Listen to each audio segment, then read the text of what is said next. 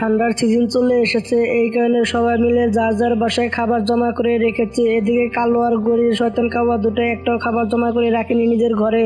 কালু, আমার অনেক খিদে পেয়েছে, আমাকে কিছু খেতে দাও। গরি, ঘরে তো একটা খাবারও নেই, তুমি এত খাবার খাও কি করে? তুমি কাজ কাম তো করো না, তাহলে তুমি এত খাবার কে হজম করো কিভাবে? আমি তো কোনো কিছুই বুঝতে পারি না।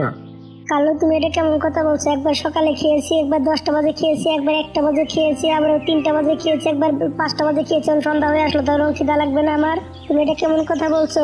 হাই হাই রে, আমি এই কারণে তো বলি এত খাবার যায় কোথায়? 5 থেকে 6 বার করে খাবার খাস, তাহলে খাবার থাকবে কোথা থেকে ঘরে? তুই এখন একটা খাবারও পাবি না, চুপচাপ শুয়ে থাক, না হলে তুই কিন্তু এখন আমার হাতের মার খাবি। চুপচাপ শুয়ে থাক বলছি। কালু তো এসব কথা বলে তখন সে শুয়ে পড়ে। এদিকে গরি তো মোটেও ঘুমাসে না, কারণ তার খিদায় পেটের মধ্যে ইঁদুর দৌড়াচ্ছে। তখন সে বলতে থাকে, কালুর বাচ্চা তো ঘুম এসে গেছে, কিন্তু খিদায় তো আমার ঘুম আসতেছে না। আমাকে কিছু না কিছু একটা করে আমার পেটটা ভরতে হবে, যাই দেখি কিছু পাই কিনা। গরি তখন বাইরে উড়ে চলে যায়। এদিকে ঠান্ডার মধ্যে বের হয়েছে, সব বাসার দরজা জানলা সবই বন্ধ। সবার বাসা তো দরজা জানলা বন্ধ, তাহলে কার বাসায় খাবার খাবো কোনো কিছু তো বুঝতে পারছি না। এসব কথা বললে গরি সামনের দিকে এগিয়ে যায়। এগিয়ে যেতে দেখতে পায় একটি বাসায় একটি ডিম রাখা আছে। তখন সে বলতে থাকে, খাবার তো পেয়ে গেছি, কিন্তু ওখানে ডিমের মাও দেখে আছে, আমাকে কিছু না কিছু একটা করতে হবে। গরি তখন একটা খুঁটিত করে পানি নিয়ে গিয়ে তখন সেই বাসার ভিতরে পানি ঢেলে দেয়। তখন সেই পাখিটি জেগে গেলে উঠে দেখে তার বাসায় পানি। হাই হাই রে, মরে গেছি রে, মরে গেছি। এই পানি আমার বাসায় কোথা থেকে এলো? ঠান্ডা হয়ে গেছে পুরো বাসা। পানিতে থাকলে আমার ডিমটা নষ্ট হয়ে যাবে, আমি শুতে পারবো না। যাই নিচে কিছু শুকনো জাবা আছে, সেগুলো এনে বাসা দিয়ে তারপরে এখানে বসি, না হলে সমস্যা হয়ে যাবে। সেই পাখিটি তখন সেখান থেকে উড়ে চলে যায় শুকনো খড়ি আনতে। এদিকে গরি এই পাখি ডিমটি ভেঙে খেয়ে সেখান থেকে উড়ে পালিয়ে চলে যায়। হাই হাই, এখন আমি কি করবো? আমার ডিমটা কে যেন খেয়ে ফেলেছে। কোন শয়তান ছিল আমার ডিমটা খেয়ে নিল? আমি এখন কি করবো? আমার ডিমটা নষ্ট করে ফেলেছে। সেই পাখিটি সেখানে দাঁড়িয়ে দাঁড়িয়ে কান্না করতে থাকে। এদিকে তো গরি তখন বাসায় এসে সুন্দরভাবে একটা ঘুম দেয়। সকাল হয়ে যায়, কালু তখন তাকে ডেকে উঠায়। গরি, তুমি উঠো ঘুমি থেকে, আমাদের খাবারের খোঁজে যেতে হবে, না হলে আমাদের না খেয়ে থাকতে হবে। আমাদের ঘরে কিন্তু একটা খাবার নেই। কালু, দেখো আমি এই ঠান্ডার মধ্যে কোথাও যেতে পারবো না, আমার খুবই ঠান্ডা লাগতেছে। তোমার ঠান্ডা লাগবে, বাইরে গিয়ে দেখো বরফে জমে যাবে, আমি বাইরে যেতে পারবো না, তুমি যাও। যা মন চায় তাই হোক, খাবার তো খেতে হবে তাই না? খাবার খুঁজে না নিয়ে আসলে খাবে কি? পরে না খেয়ে থাকতে হবে। চলো যাই, আর আলসামি করো না, চলো যাই।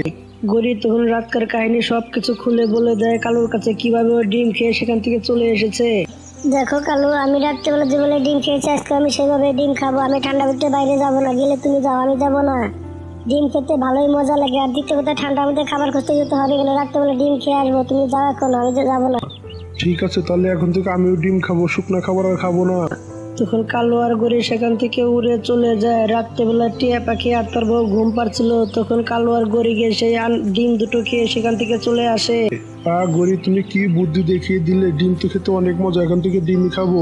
এভাবে তারা রাত্রে বের হয়ে প্রতিদিনই ডিম খেত, পাখির ডিম খেত। আর এইভাবে কিছুদিন কেটে যায়। জঙ্গলে সব পাখি জেনে যাওয়ার পরে তখন তারা সবাই সতর্ক হয়ে যায়। তখন কবুতর বলতে থাকে, কিন্তু আপু, আমি একটা জিনিস বুঝতে পারতাছি না, আমাদের জঙ্গলে এই চোর কোথা থেকে এলো? প্রতিদিনই কারো না কারো ডিম চুরি করে নিয়ে যাচ্ছে। আসলে এই চোরটা কি হতে পারে? আমি তো কোনো কিছু বুঝে উঠতে পারছি না।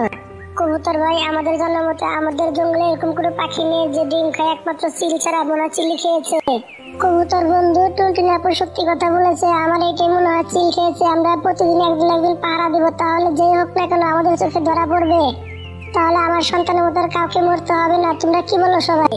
ঠিক আছে টিয়া ভাই, আমরা তাই করবো। এক একদিন পাহারা দিব। সবাই তখন এইসব বিষয় নিয়ে আলোচনা করতে থাকে। এদিকে কালু চালু চালু করে বাসায় চলে গিয়ে তার বউয়ের কাছে গিয়ে সবকিছু বলে দেয়। গরিতে তখন অনেক চিন্তার ভিতরে পড়ে যায়। রাত হয়ে যায়, দেখে কালু তো অনেক খিদে পেয়ে যায়। গরি কবুতর লাঠি নিয়ে পাহারা দিচ্ছে, আমার অনেক খিদে পেয়েছে, এখন কি করবো ওখানে কিছু তো বুঝতে পারছি না। কালু, আজকে তো কবুতর পাহারা দিচ্ছে, তাহলে তার বউ তো একলা বাসায়, তাই না? তাহলে তার বাসায় আজকে ডিম খেয়ে আসি, তার বাসায় তো ডিম আছে, তাই না? গরি, তুমি যাবে যাও, আমি যাবো না বাবা। কবুতরকে দেখে আমার অনেক ভয় হয়। কবুতর যদি একবার ধরতে পারে তাহলে মেরে বান্দর বানিয়ে দিবে। তুমি গেলে যাও, আমি যাবো না। দ্বিতীয় ডিম জানি কোথাকার, তুমি এত ভয় পাও কেন? হ্যাঁ, তুমি দেখো, আমি কবুতরের ডিম খেয়ে চলে আসবো। কবুতর আমাকে দেখতেও পারবে না, আমাকে ধরতেও পারবে না। তুমি দেখো চেয়েছে, আমি পেট ভরে আসি, তুমি এখানে বসে থাকো। গরি তখন উড়ে যেতে বসে একটা নিজের উপরে একটা কলা পাতা দিয়ে তখন সে লুকিয়ে তার বাসায় চলে যায়। তার বাসায় দেখে তার বউ ঘুমাচ্ছে। এই ফাঁকে তার ঠোঁট দিয়ে সে ডিমটা নিয়ে তখন সে উড়ে তখন সেখান থেকে চলে আসে তার বাসায়। দেখো ডিম আমি নিয়ে এসেছি, তুমি খাও। দেখো কবুতর আমাকে দেখেনি, দেখতে পেরেছো আমি কিভাবে নিয়ে আসলাম? বা গরিব বা, তোমার তো কোনো জবাব নেই। কালো আর গরি তখন দুজনে অর্ধেক অর্ধেক করে ডিম ভাগ করে খায়। এদিকে সকালবেলা কবুতরের বাসায় সব পাখি একখানে হয়ে যায়। কবুতর আর তার বউ কান্না করছিল, এসব দিকে তারা সবাই অবাক হয়ে যায়।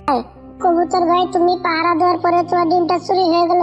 চোরটা অনেক চালাক, তুমি কান্নাকাটি করো না, আমাদেরকে কিছু না কিছু একটা ব্যবস্থা করতেই হবে। টিয়া পাখি বন্ধু, আমি তো সারা রাত ভরে যত কষ্ট করে জেগে পাহারা দিলাম, তবু আমার ডিমটাকে আমি রক্ষা করতে পারলাম না। বাইরে কোনো পাখি আমি আসতে দেখিনি, তাহলে এটা কি করে হয়ে গেল? কবুতর বন্ধু, তুমি পাহারা দিতে দিতে মনে হয় তুমি ঘুম এসে গিয়েছিলে, এই কারণে এই ফাঁকে চোরটা তখন ডিমটা নিয়ে চলে গেছে। স্বামী, দেখো যে আমার ডিমটা নষ্ট করেছে, তুমি তাকে ইচ্ছা মতো ধুলাই করবে আমার সামনে। তুমি কথা দাও, আমি না হলে বাঁচতে পারবো না, এই সঙ্গে সঙ্গে তাহলে আমি মরেই যাবো। সবাই তখন কবুতরকে সান্ত্বনা দিতে থাকে, আজকে টিয়া পাখি পাহারা দিবে। কবুতর ভাই তো ঘুম এসেছিল, এই কারণে তার ডিমটা চুরি করে নিয়ে গেছে। আজকে আমি ঘুমাবো না, সারা রাত জেগে পাহারা দিব। দেখি কি করে আজকে বাইরের পাখি ভিতরে ঢুকতে পারে। আমার চোখের সামনে দেখে কেউ চুরি করে নিয়ে যাবে ডিম, কোনোদিনও সম্ভব না। তাকে আমি মেরে হাত পা ভেঙে দিয়ে যাবো। কালো দেখো, টিয়া ভাই আজকে পাহারা দিচ্ছে। কালকে টুনটুনি পাখি 2টা ডিম পেরেছে। গরি, কি খুশির খবর! একটা আন্ডা তুমি খাবে, একটা আন্ডা আমি খাবো, পেটটা ভরে যাবে, কি মজা হবে, তাই না? হ্যাঁ, কালু তুমি আমার সাথে চলো, একলা তুমি 2টা ডিম তো আনতে পারবো না। টিয়া পাখিকে দেখতে তুমি ভয় করো না, চলো।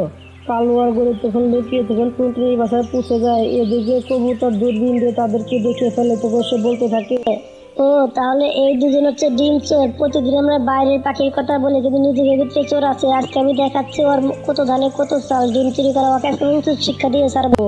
কবুতর তখন তার লাঠি নিয়ে এসে চালো চালো করে টুনটুনির বাসায় উড়ে চলে যায়। কালো আর গরিকে থাপাটা ধরে তখন সে চিল্লাপাল্লা করতে থাকে। তার চিল্লাপাল্লা শুনে তখন সবাই সেখানে চলে আসে। বন্ধুরা দেখো, আমাদের বন্ধুরাই এসব কাজগুলো করেছে। গড়ি আর কালো মিলে ডিম খেয়েছে, তো আমরা বাইরের পাখি দৌড় দিচ্ছি, তাই না? আজকে সময় মতো না আসলে টুনটুনি পাখির ডিম দুটো খেয়ে নিত কালো আর গড়ি। এত সতেরোটা আমি তো দূরবীন নিয়ে বাইরে বসে পাহারা দিচ্ছিলাম, এদিকে তুমিও পাহারা দিচ্ছিলে। আমি না থাকলে আজকে দূরবীন নিয়ে না থাকলে তো আমি দৌড়তেই পারতাম না। ওদের কাছে আমি শেষ করে দেবো। কবুতর ভাই ওদেরকে জীবন শিক্ষা দিবে, কারো যেন কোনোদিন আর ডিম চুরি করে না খায়। ওদের হাত পা একবারে ভেঙে দিবে, হাড্ডি হুড্ডি ভেঙে একবার একখানে করে দিবে। কবুতর ভাই, টিয়া পাখি ঠিক কথা বলেছে। ইচ্ছা মতো ধুলাই করো, আর কোনোদিন যেন কারো ডিম মেরে না খেতে পারে, আর কারো যেন জীবন যেন না হারাতে হয়। ছোট ছোট বাচ্চা পৃথিবীতে আগে আসার আগে মারা যায়। তখন ইচ্ছা মতো সবাই ধুলাই করতে থাকে। ধুলাইয়ের কারণে গরির তো ঠোঁট ভেঙে যায় এবং কালুর তো পাকনা হাত পা সবই ভেঙে যায়। গরিব ডিম চুরি করে খাও না, আরো ডিম চুরি করে খেয়ে এবার তো ঠোঁট ভেঙে গেছে। কালো ভাই তোমার হাত পা সবই ভেঙে গেছে, এবারে এক হাত দিয়ে সবকিছু খেয়ে ফেলো। কালুকে আর গরিকে মেরে যার যার মতো বাসায় উড়ে চলে যায়। এদিকে কালো আর গরির অবস্থা খুবই খারাপ হয়ে যায়। গরি, তুমি আমাকে ঘর নিয়ে চলো, আমি উড়ে যেতে পারছি না, আমার হাত পা সবই তো ভেঙে গেছে। কালু, তুমি কিভাবে নিয়ে যাবে? আমার তো হাত পা ভেঙে ফেলেছে, আমি নিজে চলতে পারছি না। তুমি একা ঘরে চলে যাও। গরি তখন সেখান থেকে উড়ে চলে যায়। কালু তখন বলতে থাকে, আমার এরকম অবস্থার জন্য একমাত্র গরি দায়ী। গরির কথা না শুনলে আজকে আমার এরকম অবস্থা হতো না। গরি, তুমি আমাকে রেখে একা চলে যেও না, আমাকে নিয়ে যাও। কালুকে রেখে গরি তখন সেখান থেকে উড়ে চলে যায়। এদিকে কালু সেখানেই পড়ে থাকে। বন্ধুরা, গল্পটা এভাবে শেষ হয়ে যায়। বন্ধুরা, গল্পটা দেখে তোমরা কি বুঝতে পারলে? যেমন কর্ম তেমন তার ফল। পাপ করলে পাপের ফল দুদিন একবারে ভোগ করতেই হবে। বন্ধুরা, ভিডিওটা যদি ভালো লেগে থাকে তাহলে একটা লাইক করবেন, একটা কমেন্ট করবেন, আর চ্যানেলটা সাবস্ক্রাইব করে পাশে থাকবেন। ধন্যবাদ আপনাদের সবাইকে আমাদের পাশে থাকার জন্য।